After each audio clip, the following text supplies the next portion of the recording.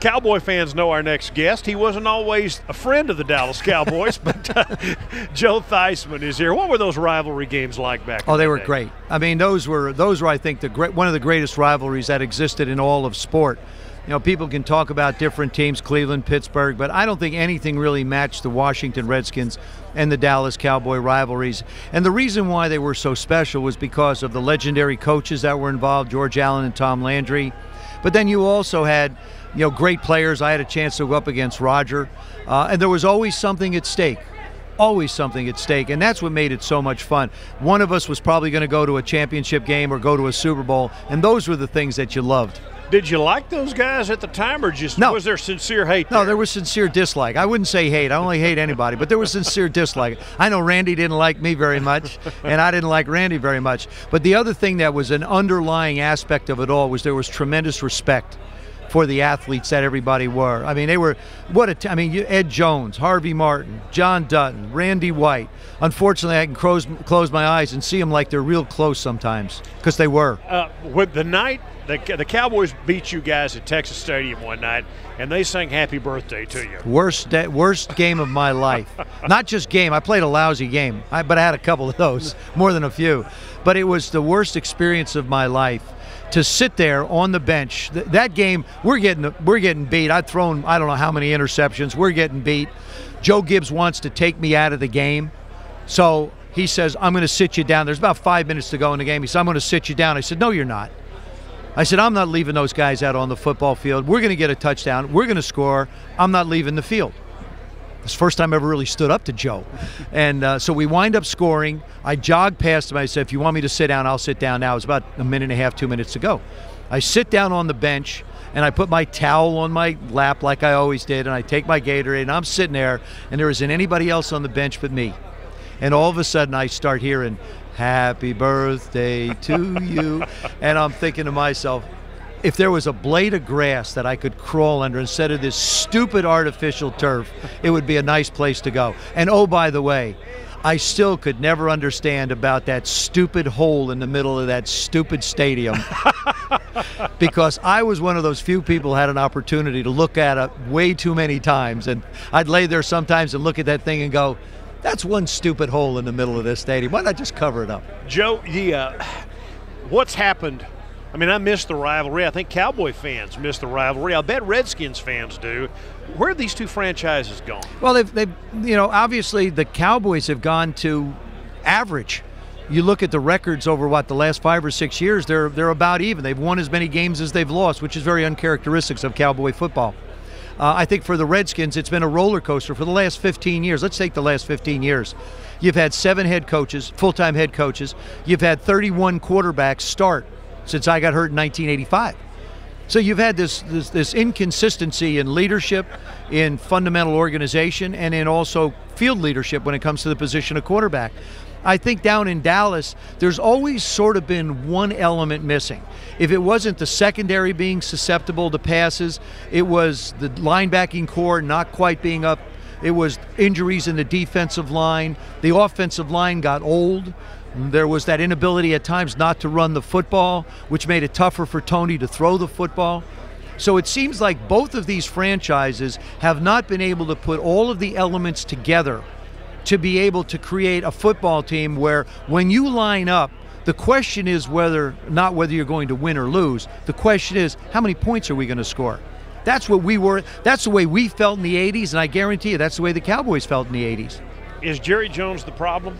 I don't think Jerry's a problem any more than Dan Snyder would be a problem. These guys live and die with their football team. They're the #1 fans of the football team. What they're trying to do is do the best job they possibly can. And Jerry has been around this game. Football would not be what it is today if it wasn't for Jerry Jones. By putting advertising and going at the old guard in football and becoming very proactive, he created a whole new genre when it came to professional football. I do believe, though, that it might, as much as Jerry doesn't want to do this, to bring someone else in to be able to look at the personnel, make decisions regarding the coaching staff might not be a bad idea. Dan Snyder gets criticized in Washington for being involved like Jerry is involved, when the truth of the matter is the last 4 years under Mike Shanahan, Dan didn't really have anything to do with it. It was Mike's team. When Joe Gibbs was there, it was Joe's team. So for a large part of Dan's ownership, he's been an owner and not necessarily involved in personnel and other decisions like that. You know, I can appreciate Jerry's passion. You know, Jerry's a really good friend. He's been wonderful to me. And I kid about the Cowboys when I talk, when I do speeches. I talk about, well, at least we didn't wear that cute little shiny star on our helmet. But it all comes out of respect and admiration for a great organization and a tremendous individual. But I think, to me, I think sometimes you got to know what you don't know. I mean, Jerry's an unbelievable marketer, an unbelievable guy. But, you know, when your team has been average for so long, something has to change. Whether it's you, whether it's somebody in the front office, it can't always be coaches and it can't always be players. Something else has to tip the balance one way. That you either have to get really bad or you have to get really good. But just to run along at 50-50 and average, I don't think cuts it for anybody, especially Cowboy fans. I mean, Cowboy fans are spoiled, like Redskin fans. You expect a product out there that's going to get you excited. I've been in Jerry's house. I've been to that stadium down there. I know how loud and ruckus it can get when everybody gets going. I was there for the Denver-Dallas game this year. And Tony took an unmerciful beating the next day and shouldn't have, because the interception that was made by the defensive player of the Broncos at the end of that game was a spectacular play. Tony did more things in that game that were spectacular than I've seen him do in a long time, in a lot of different games. I mean, he played unbelievable. Turns out he lost. Everybody said, well, he threw an interception. It's more than that. But he's a great place to start. Jerry's sunk his money into his quarterback. Now, what do you do around it? How do you make the football team better? The crazy thing about the NFC East is I don't know if it takes more than 9 wins to win the division. 10 will probably get you to win the division the way the parity is right now. And you got to be careful, the Eagles coming on strong. Joe Theismann's with us. Should the Redskins change their name? No, I don't know. Let me put it this way. I say no. I don't know whether they should or not. I don't know what social pressures would come. I can only say this, that I was just down in Albuquerque and did the New Mexico Bowl luncheon.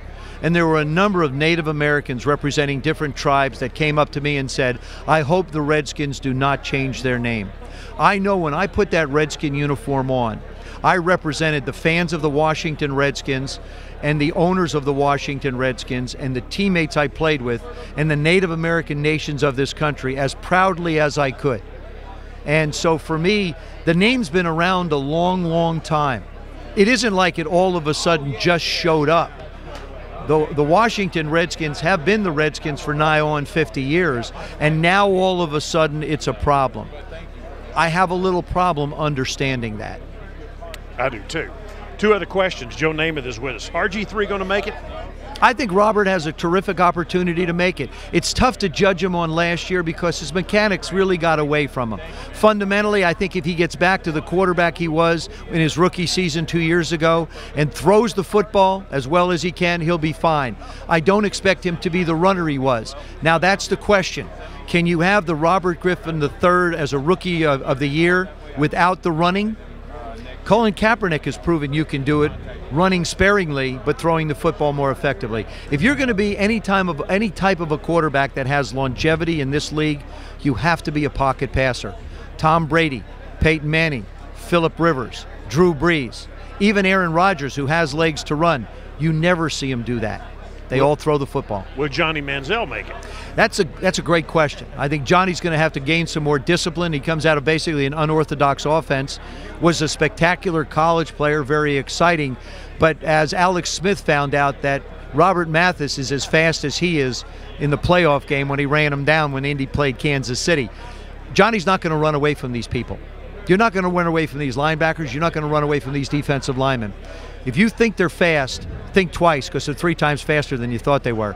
So he's going to have to learn to operate out of a pocket. If he can do that, he has all the throws, does a nice job putting touch on the ball. But it's going to be very interesting. I still think the verdict is out. I know a lot of people. I'm sure Cleveland, who's looking at him, want him to win. I'm sure the Houston Texans will be another one that's going to be looking at him. Probably the Jacksonville Jaguars. Who wins Sunday? I like Seattle. I'm going to, 5 times they've played, 4 times defenses have won. And I believe that in this game, I think defense will be the answer to a lot of the questions. And I believe Russell Wilson will play much bigger a role in this game if Seattle wins than he has in the last month or so. Joe Theismann here on Radio Row at Super Bowl 48. Thanks, Joe. Thanks, buddy.